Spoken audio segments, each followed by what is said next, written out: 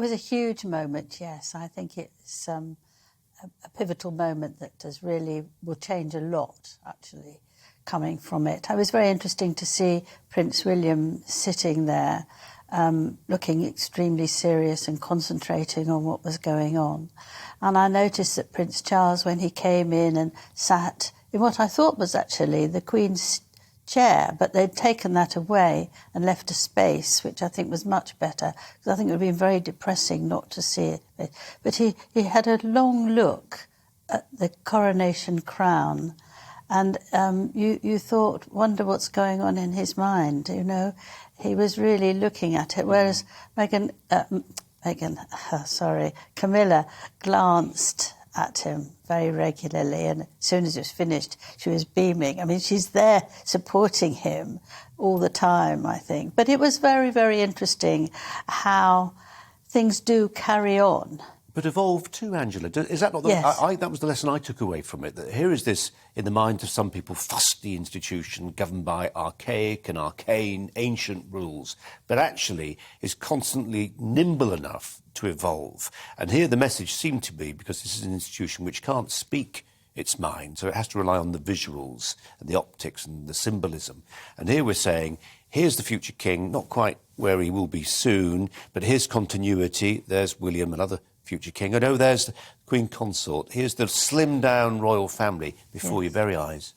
Well, this is what the Queen wanted. I mean, she's obviously been preparing in a way, because otherwise she wouldn't have said that on the first day of her platinum year that she would like Camilla to be Queen Consort, not Princess Consort. And this was done to stop any arguments and discussions of people saying, look, the Queen never got on with her. You know, we don't want her. And that would be going back decades. They've got on very, very well over quite a long time.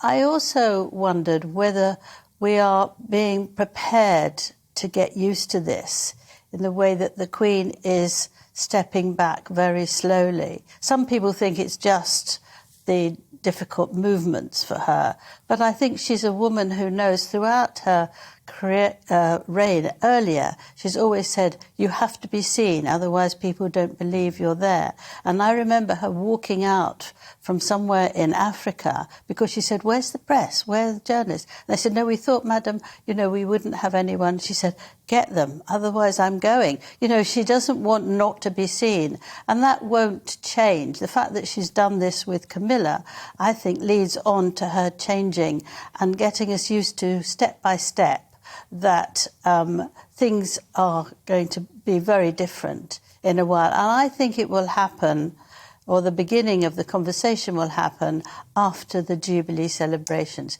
She's not going to do anything now. She's struggling, and it's going to be very difficult. But she's proving a point that, and I've been looking at all the comments all over the place, and a lot of them saying, well, she's not doing the job, why is she there? That's cruel and nasty. She's not the chief executive. It's the Holy Office. Yes, but she's done it for 70 years, so you don't attack her. But there's a feeling that we're missing something. We don't know quite where we are, and it's unstable. Angela, this transition's been going on for years. We just haven't seen it. So, for instance, Yes. Charles has been doing the foreign tours that you mentioned for 10 years. She hasn't done the long-haul stuff for, at least 10 years. It's just now we notice it because... And this in the most acute form, because this is, you know, the Queen's speech. This is the fulcrum. This is the bit where the closest intersection between Parliament, royalty, the constitutional link. It's her government, and so that's what she has. It's a big gig. You know, the government can't move on unless she reads what's going to happen. But obviously she gave permission to Prince Charles, so it will be OK. But that is so important, that the government is stuck unless she reads that, what's going to happen.